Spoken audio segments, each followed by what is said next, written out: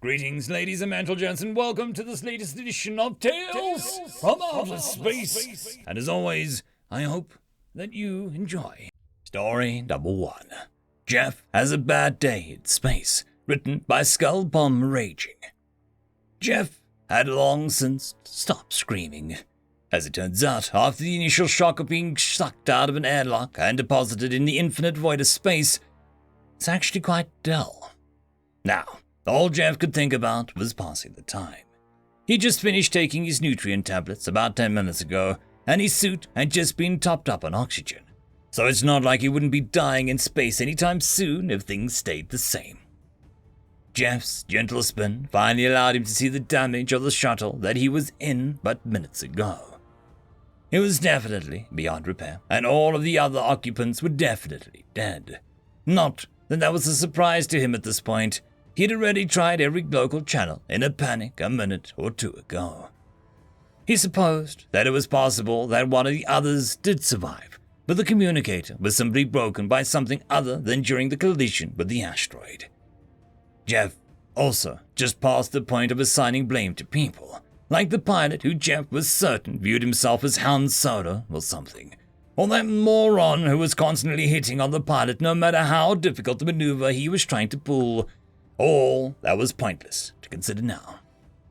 Jeff couldn't help but consider the irony of the fact that he was on his way to study starship engineering at a small university, and that his acceptance he spent so much time and energy to achieve was likely to be pointless now.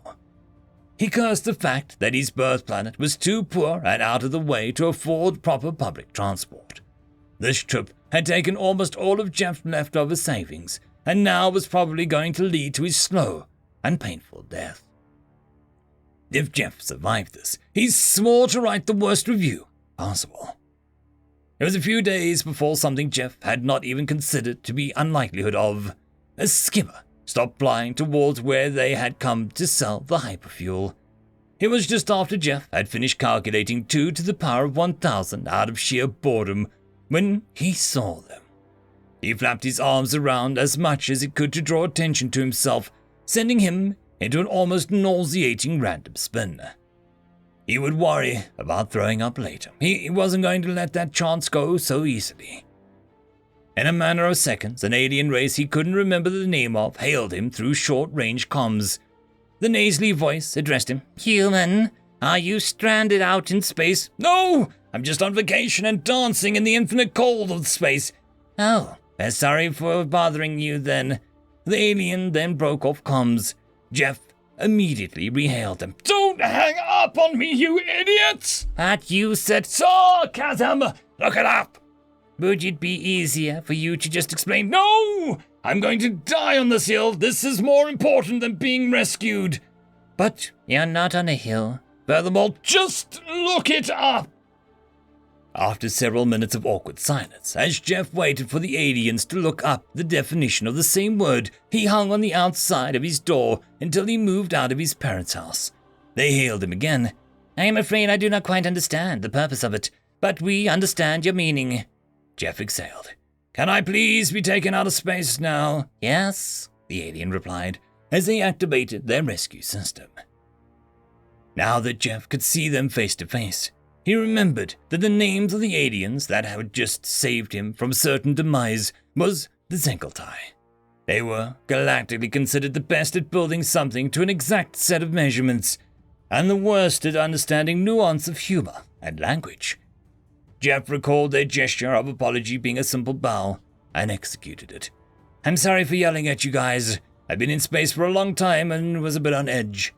The captain looked down at Jeff, who was about half of his size, with a completely expressionless face. "I am uncertain what edges you have with the situation, but I accept your apology on behalf of myself and the crew at large as well."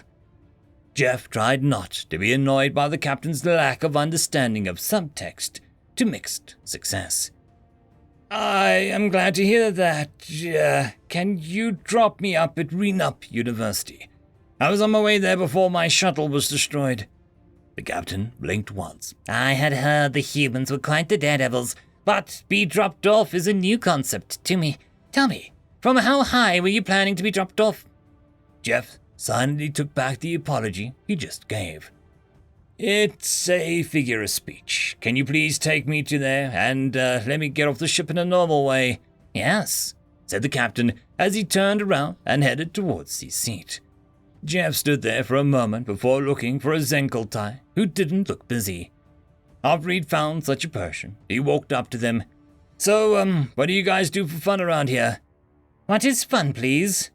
Jeff tried not to scream.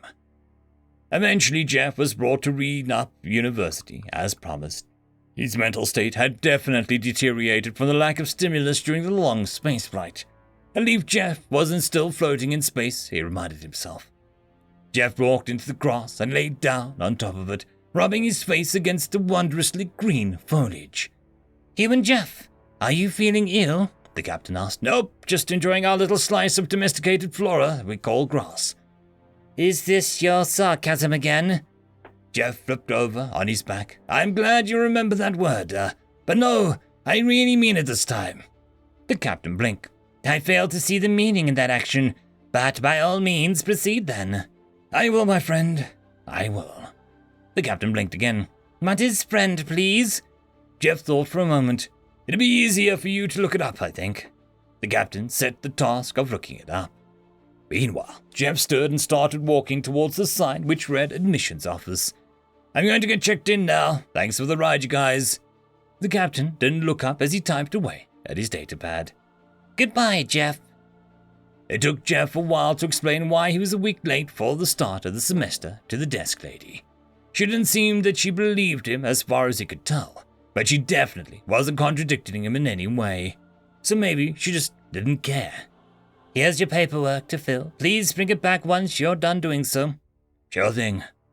All right, Jeff thought. Let's put all that crashing shuttle business behind us and get back on track. Before Jeff could even start putting pen to paper, all of the screen feeds changed to that of a red shark lady in a fancy yet worn uniform. She then spoke. Hello, everyone. I am Rendus Vargan. Surrender all of your belongings, or die to my pirate fleet. Jeff's eye twitched. End of part 1. Story number 2. Jeff has a bad day at REnuP University. Written by Skull Bomb Raging. Jeff wasn't sure if he wanted to burst into a fit of rage or a ball of tears. He briefly considered both simultaneously, but decided that it was unlikely to help his current predicament. Instead of either option, he walked out the door of the admission office and looked up into the sky. What he saw would make any other man, woman, or child fall to their knees in fear, likely gibbering some incomprehensible plea for mercy. Jeff, however, just became depressed. Above him in the sky was enough space vessels to fill the entire field of vision. From one periphery to the other, he could see the insignia of 4 shark's teeth meeting point to point on a circle. Essentially, the Jolly Roger of this corner of space. Jeff quietly muttered some choice phrases such as, Jeff, university will be fun, and don't worry, Jeff, you won't be attacked by pirates at uni, you're being paranoid. Jeff was left standing, racking his brain for solutions to this idiotic crisis. It was when all screen sharky denizens all clapped their hands at once. No response? I was really hoping that you would at least pretend to submit or something to buy yourself some time to escape with the experimental drive. But we can just take it instead of what we have to, A single ship suddenly shot a massive round into a nearby building, evaporating all the top floors instantly and sending shrapnel everywhere. Your choice, of course. Jeff was so done with the situation that if his doneness was likened to a cake, all one's prod of choice would find was an impenetrable lump of sugar. Jeff started sprinting towards the faculty office before the desk lady ran out the door and called out to him. Sir, if you don't mind, the desk lady began. If you ask for the clipboard back, I'm going to shove it up your ass. Jeff interrupted, still running. Carry on, sir, the lady replied, her voice a bit shaky this time. When Jeff arrived at his destination, he found a mishmash of species of every kind he heard in the massive panic. How do they know about the experimental drive? It must be a mole. What are we going to do? Jeff calmly raised a hand, and finally everyone noticed him, one by one.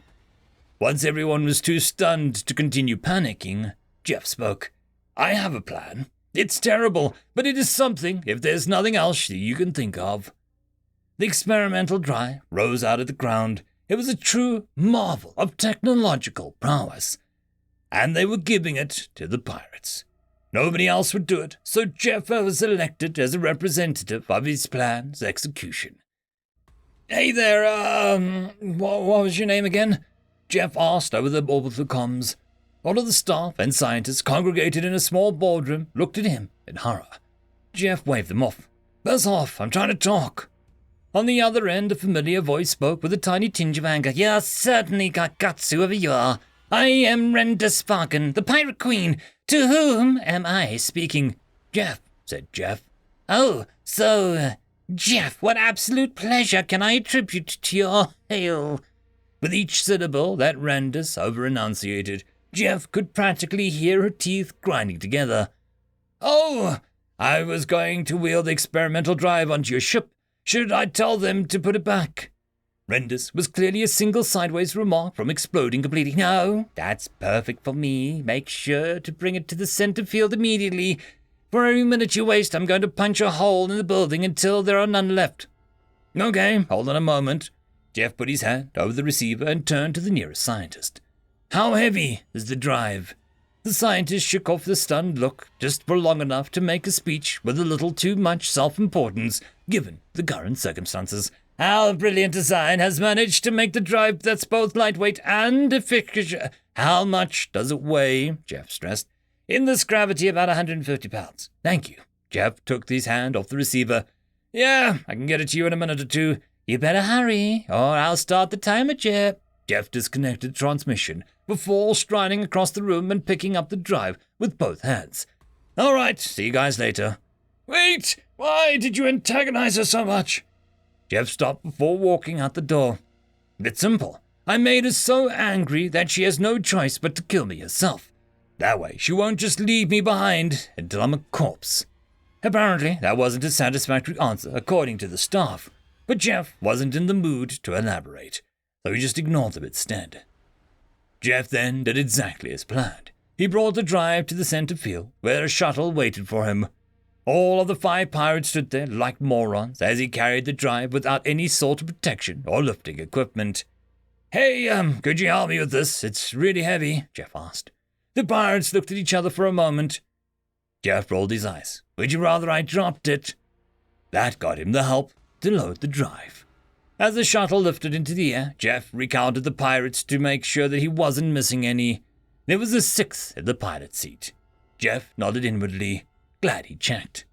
As soon as the pirates were distracted doing who knows what stupid game they play, Jeff quietly unlatched his helmet, pulled out a wrench that he had hidden inside his suit, and checked all of his seals once. Then he grabbed the handle to brace himself as he threw the wrench through the shuttle cockpit's glass. 3 pirates died of suffocation in moments. All of the others turned to Jeff. Jeff picked up a blaster from one of the newly minted corpses and sprayed into the 2 pirates remaining in the chamber before they could get a bead. The final pirate walked out of the cockpit, gun in hand, only to meet the butt of Jeff's borrowed blaster to his helmet, which obviously shattered on impact. Jeff checked the former pilot for keys before going into the cockpit. The cockpit had its heading set to collide with what was probably the flagship. Using his general knowledge of spaceship design, he guessed where the hyperdrive would be and set heading for there instead of the hangar bay as planned. As he waited, Jeff hooked an experimental drive into the shuttle systems. Jeff had more than once considered ignoring the plan and just running away with the drive if he got this far by some miracle, even as he was pitching it to the staff back on planetside. But every time he did, he thought about how many people lived down there. He just couldn't do it. Jeff hooked the brakes into the shuttle to the go system of the experimental drive and buckled himself into the shuttle in every way that he could think of. Then he gunned it. It was mere moments before the shuttle slammed into the hull of the flagship.